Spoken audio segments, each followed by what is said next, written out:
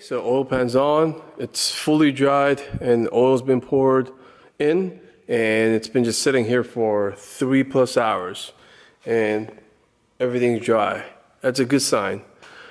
It would have been like leaked everywhere, and so obviously I don't have to go anything.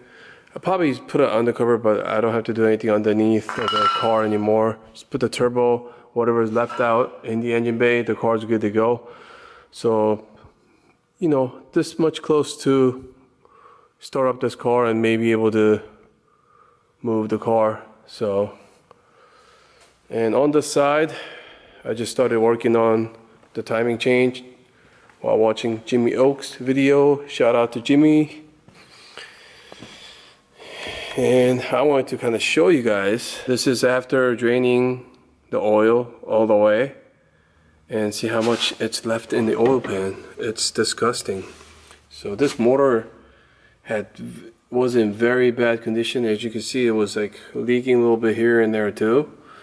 But look at the oil. This type of maintenance some of the jet scoop owners do, and obviously something happens, they blame on something else, or their friends would do. But look at the color of the oil. So when you're doing oil change, not only you have to do this often, especially if you beat the crap out of it, make sure it's always on the top level. And when you're doing the oil change, like try to jack up the car.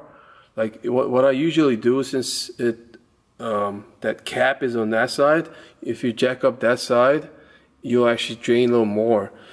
Even if you pour fresh oil, this will get all mixed up together anyway. So the more you could get out from the oil pan, the cleaner the oil will be, and it will last longer, if that makes sense. But just wanted to give you an idea what it looks like even whenever you fully drain the oil. So I'm gonna actually go ahead and redo the whole timing chain. I have a brand new set that's just been sitting there for a while. So it's a brand new kit, just the timing chain, those guides, and the tensioner thing, and obviously the chain itself. So everything lined up here, there, bottom here. This is after doing some rotation, and top dead center. The tensioner assembly, all brand new, straight from Korea. Like I said, it's just been sitting here for a while. And finally, everything's tight, no like loose chain or anything. Seal it back here. Perfect timing. I'll seal it up now before I leave. First I gotta clean up everything. Then I could probably seal it up, whatever, and ready to be started. Alright, Tuesday, expecting 2 customers now. Just this morning I just cleaned up this area. Nothing over here.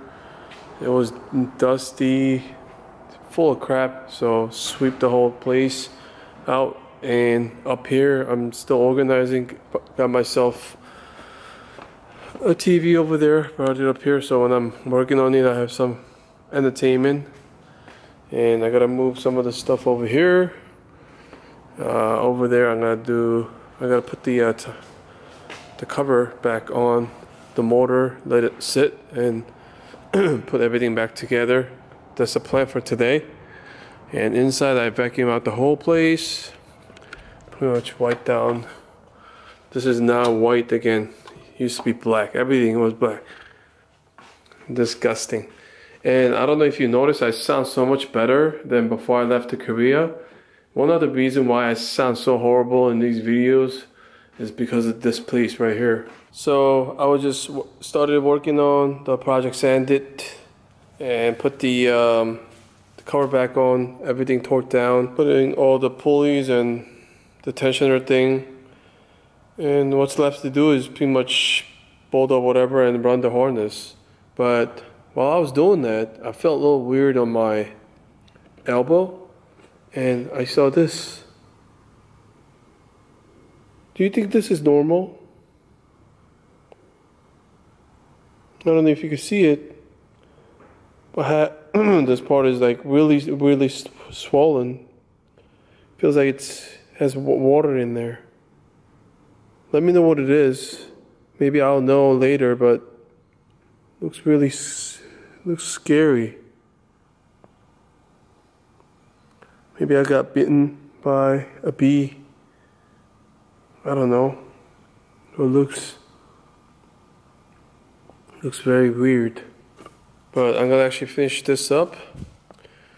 Today I'm actually missing the spark plugs. It's probably thrown away somewhere. I did order a bunch of sets for tomorrow, so what I'm left to do now is basically bolt up everything else, run the harness, and this car is also pretty much done except for the turbo.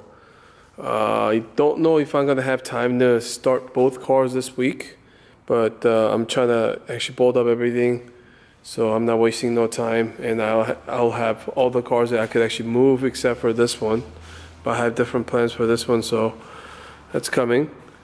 Same night, still have this swollen thing. It looks like I have to go to the hospital and get this water pulled out.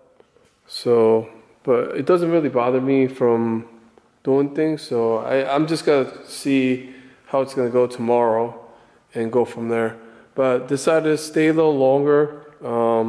Wasn't gonna do any activity just in case if I like pop this or make it worse. But basically put the turbo back in there first. In order to put the power steering unit, it's easier to get to the turbo and everything before I put it on. So that's what I'm doing. Put the turbo back on. For now, it's just gonna have a stock O2 housing. This is going to be a totally different car, but I just want to make sure this car starts and I'll be able to move it around. That's the main plan with this thing, what I'm doing right now, and I'm going to go from there. This motor was actually on one of the parts car before, and it wasn't healthy from the get-go. Obviously the timing chain was loose. I don't know if there's any internal issues, so I did the compression test earlier, just turning the crank. And everything actually is even, so I'm hoping there's no issue. So take a good look at this car now and see how it's gonna transform from here. Obviously the body's no good. This is the worst side since it was cut off and tack weld on that Copart car. Obviously interior, I gotta pull some out. So I'll just keep you guys updated whenever I have anything on this car. Just keep it in mind, what I'm trying to do with this car is actually something crazy and you never seen before, pretty much from the Gen Coupe. So that's it for this car for now. And what you're about to see is gonna be something crazy, like I said. I mean, at least to me, it's gonna be something very, very different. So if you want to follow the journey, don't forget to subscribe and just keep watching the videos that we put out. The blog is not really the type of stuff that I could really do every day, but whenever there's a good content, I'll put it out there. So if you like Gen Scoop or cars in general and you want to like see what's going down here at SFR and some fabrication, tuning stuff, it's always going to be in the content. So if you like the video, please like, share, and subscribe, and I'll see you on the next one.